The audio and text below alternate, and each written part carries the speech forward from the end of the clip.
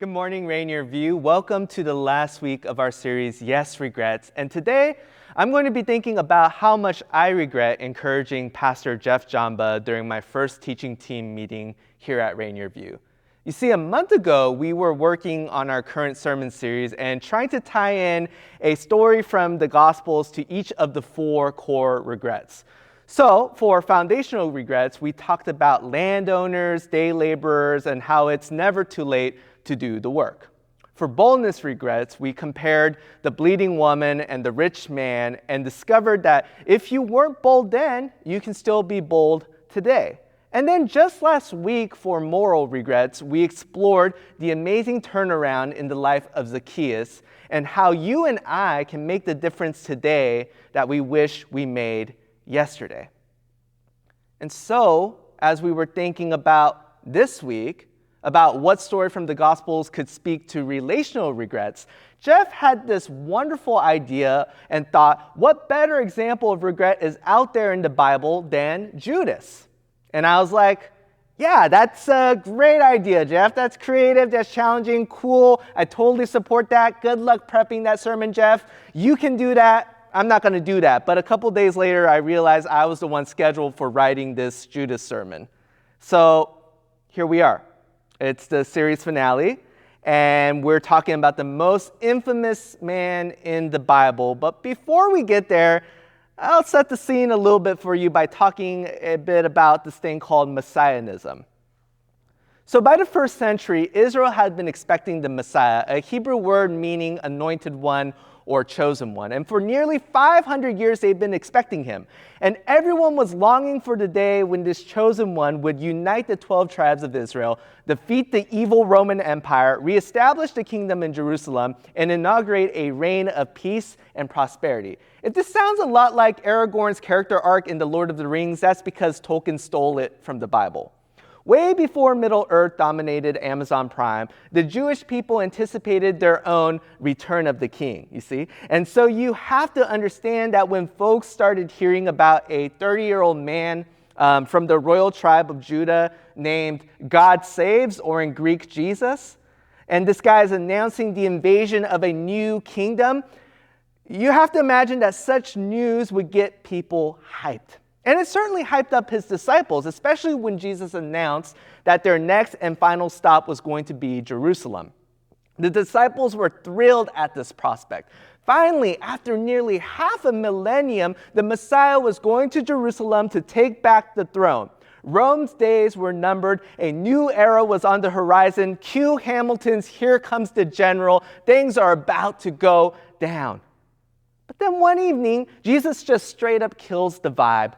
He says in Matthew chapter 16, verse 21, that he must go to Jerusalem and suffer many things at the hands of the elders, the chief priests, and the teachers of the law, and that he must be killed and on the third day be raised to life. The room is dead quiet until one of the disciples, Peter, takes Jesus aside and begins to rebuke him, saying, "Never, Lord, this can never happen to you, because I don't know if you got the memo, Jesus, but messiahs don't die. They conquer." But throughout the rest of Matthew's gospel, Jesus makes it clear that it is his disciples and Peter who have missed the memo. It's the disciples who assumed they knew what the kingdom was all about. It's the disciples who are mistaken in their definition of a Messiah. They wanted the destruction of Rome, but the Messiah loved his enemies. They wanted a kingdom just for Israelites, but the Messiah intended to include the ends of the earth. They wanted a conqueror, but the Messiah came to give his life for the freedom of many. Matthew chapter 20, verse 28. If you can put yourself in the shoes of Jesus' disciples, if you can imagine hearing Jesus' words through the lens of generational expectation, then you can begin to understand why the response to Jesus' plan could be frustration, confusion, hurt, anger, denial, or in the case of Judas, how disappointment could even lead to betrayal.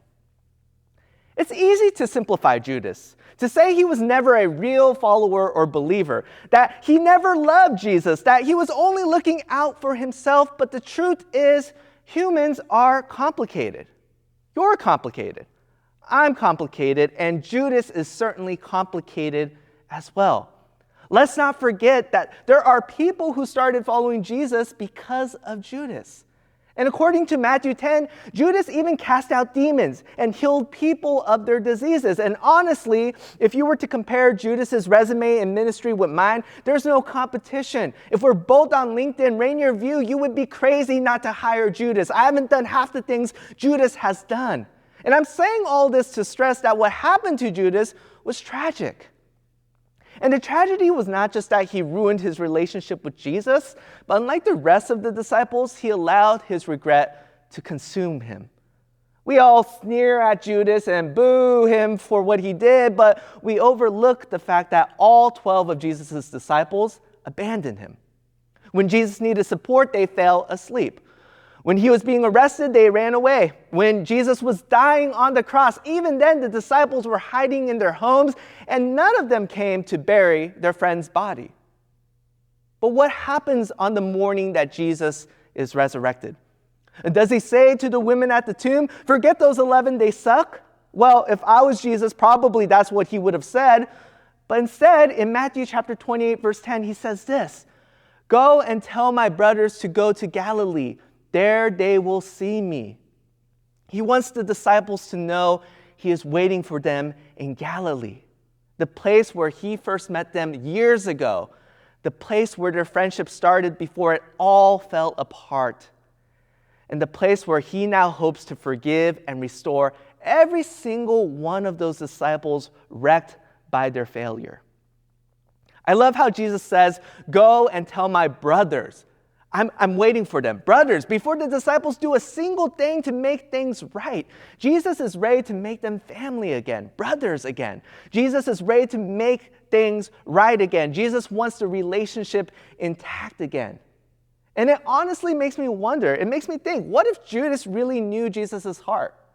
What if he wasn't captive to his regrets? What if Judas didn't stay in the darkness of Good Friday, but showed up to Galilee on the morning of Easter Sunday? What if Judas realized that when it comes to broken relationships, we can choose repair over despair? And what if, when it came to our own relational regrets, we did the exact same thing? I'm willing to bet that some of us came to church carrying with us some broken relationships.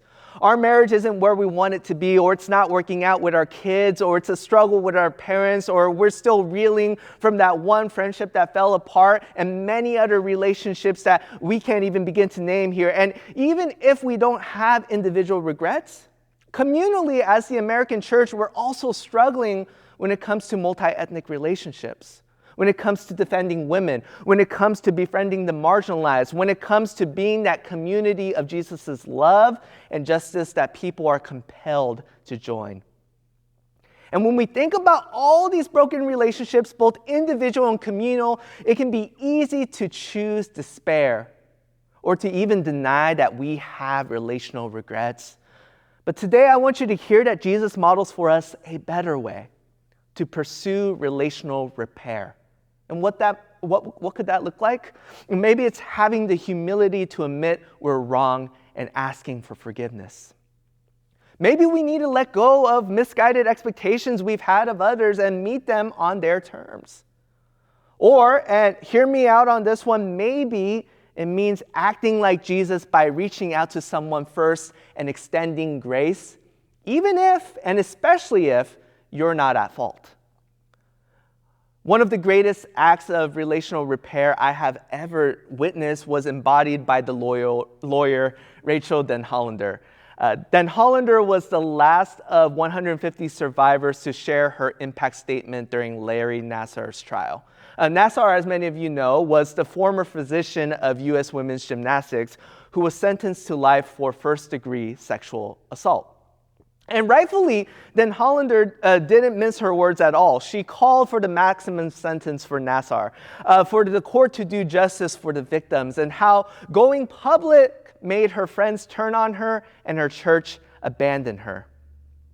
And yet, despite all the pain this trial had caused, Den Hollander chose to say this toward the end of her statement.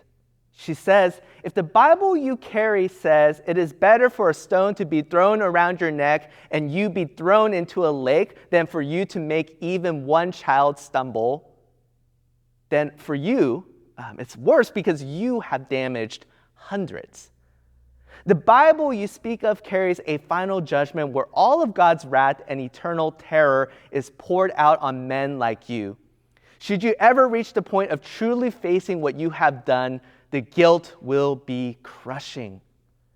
And that is what makes the gospel of Christ so sweet, because it extends grace and hope and mercy where none should be found, and it will be there for you. I pray you experience the soul-crushing weight of guilt so you may someday experience true repentance and true forgiveness from God, which you need far more than forgiveness from me, though I extend that to you as well. In that courtroom, a man who deserved nothing but one woman's righteous anger and condemnation was also met with her forgiveness and grace, and from the same person he abused for 16 years. Then Hollander's courage, passion for justice, and willingness to extend relational repair in the most difficult of situations isn't just something we should be inspired by. It isn't an exceptional example reserved for the holy few. But hear this, it's a radical posture of discipleship all of us are called to embody and live out as followers of Jesus. Rainier View, what relationships are broken in your life? Who are the names and faces God is placing on your heart? And what might repair with them look like today?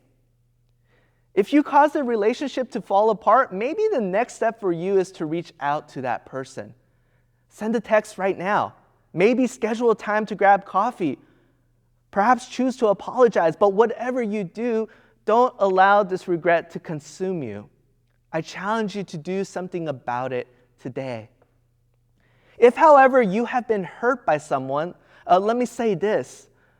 While following Jesus means pursuing repair with those who have hurt us, I want to be really clear about this. Repair doesn't look the same for every situation. Repair does not look the same for every situation. Sometimes it means extending forgiveness and putting in the work to get the relationship back on track, back to where it was. And if that is true of your situation, go and be Jesus to them. Go ahead and reach out first. I highly encourage that. But when you are being continuously harmed, when the relationship is no longer safe, I really want you to hear this. Jesus will never ask you to put yourself in a place of abuse.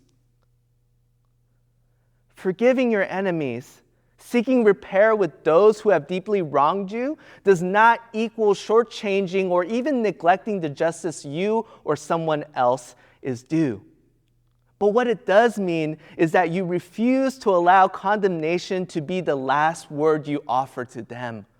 What it does mean is that it means that even in the most messed up relationships, you, like Dan Hollander, find the strength to love your enemy and stand up for those who have been harmed, even if that person is only you. Whatever repair looks like for you, my prayer is that you choose to pursue it today. I pray that we as a community at Rainier View will choose to be brave together, faithful together, humble together, honest together, and or even bold together so that we can show the world that there is a God at work in us and in the world that can repair even the most broken of relationships.